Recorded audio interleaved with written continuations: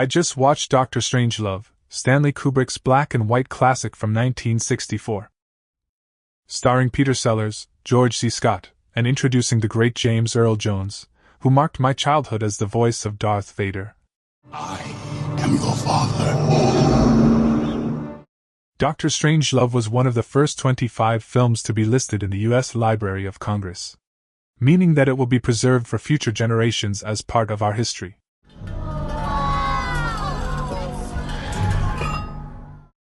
The plot is immediately set in motion when British Royal Air Force Captain Mandrake, played by Peter Sellers, gets a call from the General Jack D. Ripper, who is in charge of Burleson Air Force Base.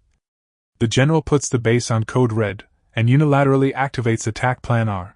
He has the base barricaded and cuts off all communication with the outside world, claiming that the US and Russia have just entered into a shooting war. We then find out that there's a fleet of 36 B-52 bombers, always within 2 hours of their designated targets, and Attack Plan R is sending the entire fleet of B-52 bombers to attack the Soviet Union. We meet the crew of one bomber, led by the cowboy hat-wearing Major T.J. King Kong, as they're sitting around reading Playboy magazines and practicing card tricks. They then get the order to initiate Attack Plan R. Well, boys, I reckon this is it. We then get introduced to General Buck Turgidson, played by George C. Scott, and his secretary/mistress as they get a call from General Ripper informing them that his base is in code red, and he's authorized Attack Plan R. Are you sure it's Plan R? Meanwhile, at the Pentagon's War Room, President Merkin Muffley, Peter Sellers' second role in this movie, and the belligerent General Buck Turgidson discover the horrifying provisions of Attack Plan R. It was designed to be initiated by a lower-ranking officer and is now unstoppable because only the psychotic General Ripper knows the 3-digit code to recall the bombers, and he's cut off communications to his base. The President Muffley tries to reach the Soviet Premier Dmitry Kisov and extend an olive branch. As U.S. troops assault Ripper's barricaded air base to get the code, the British Captain Mandrake tries to reason with the general on site. This is when we find out why General Jack Ripper has initiated this attack on Russia.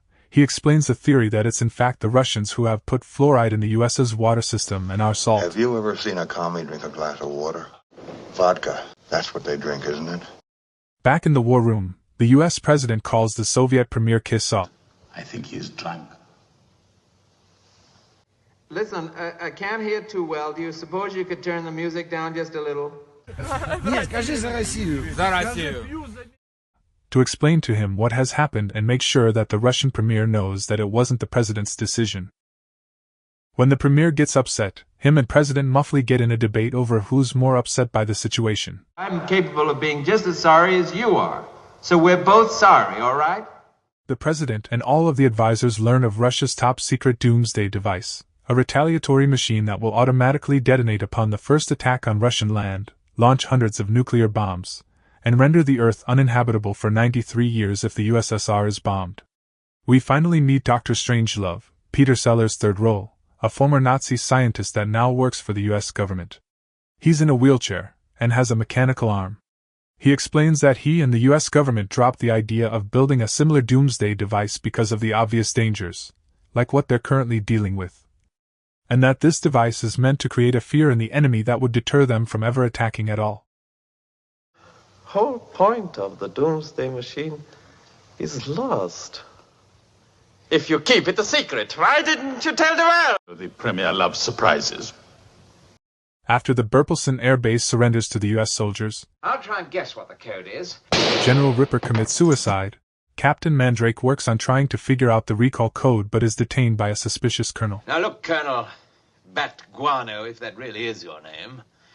Captain Mandrake figures out the recall code, and then discovers that all secured lines have been disconnected after the attack on the base.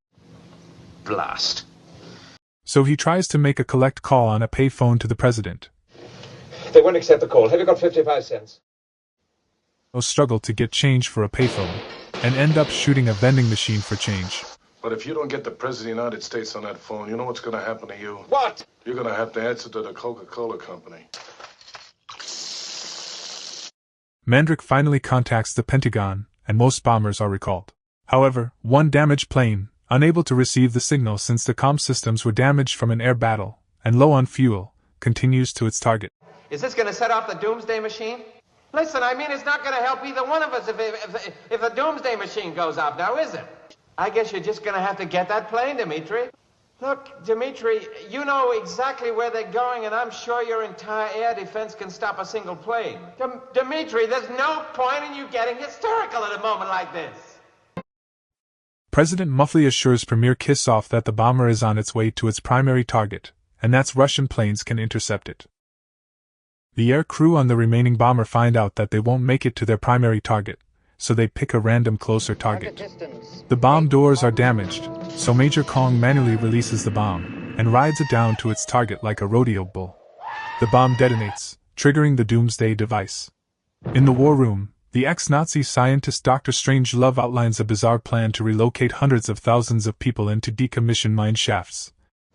You mean people could actually stay down there for 100 years? It would not be difficult, mein Führer. Of course, it would be absolutely vital that our top government and military men be included.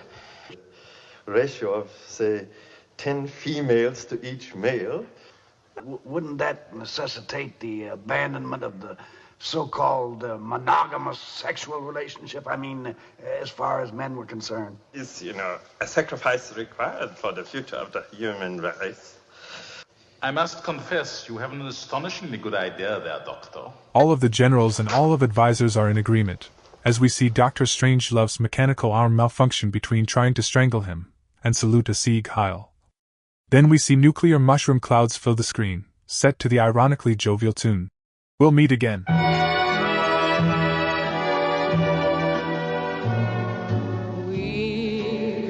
meet again. Don't